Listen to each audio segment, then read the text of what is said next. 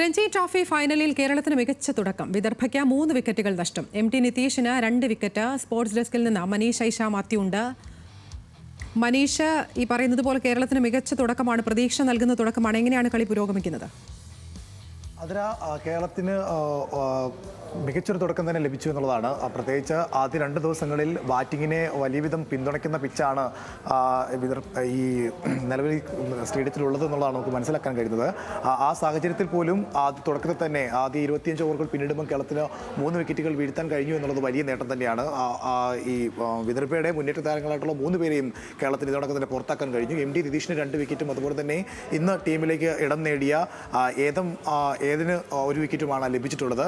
ഇനി മത്സരം പുരോഗമിക്കുമ്പോൾ ഈ വിദർഭയെ സംബന്ധിച്ചിടത്തോളം ഇവർ ശക്തമായ ഒരു ബാറ്റിംഗ് നിരയാണ്. 8ാമത്തെ, അതായത് ഇവരുടെ ബോളിംഗിലെ 8ാം താരം വരെ നന്നായി ബാറ്റ് ചെയ്യുന്ന ഒരു മികച്ച ടീമാണ് വിദർഭ എന്നുള്ളത്. അതുകൊണ്ട് ഇപ്പോഴും കേരളം ഒരു ഭദ്രമായ നിലയിലെത്തിയെന്ന് നമുക്ക് പറയാൻ കഴിയില്ല. എന്നിരുന്നാൽ കൂടെ ഇത്രയേറെ വലിയൊരു ബാറ്റിംഗ് ലൈനപ്പ് ഉള്ള വിദർഭയെ ആദ്യ 3 വിക്കറ്റുകൾ തുടരെ വീഴ്ത്താൻ കഴിഞ്ഞു എന്നുള്ളത് കേരളത്തെ സംബന്ധിച്ചിടത്തോളം നേട്ടം തന്നെയായിരിക്കും. ഇനിയും കേരളം ശ്രമിക്കുക വിദർഭയെ ഏറ്റവും പരമാവധി കുറഞ്ഞ സ്കോറിൽ പുറത്താക്കുക എന്നുള്ളതാണ്. നിലവിലിപ്പോൾ മലയാളി കൂടിയായിട്ടുള്ള കരുൺ നായരും അതുപോലൊപ്പം തന്നെ ഡാനിഷുമാണ് ക്രീസിലുള്ളത്. 25 ഓവറുകൾ പിന്നീടും ഏകദേശം 63 റൺസാണ് ഈ സഖ്യം നേടിയിട്ടുള്ളത്.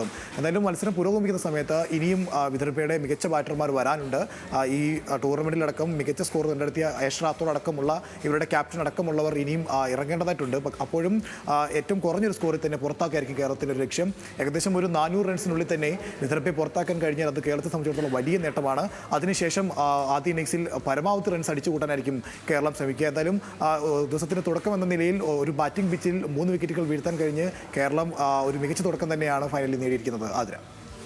ശരി, മനീഷ് ഐഷ മാത്യു ആണ് വിശദാംശങ്ങൾ നൽകിയത്.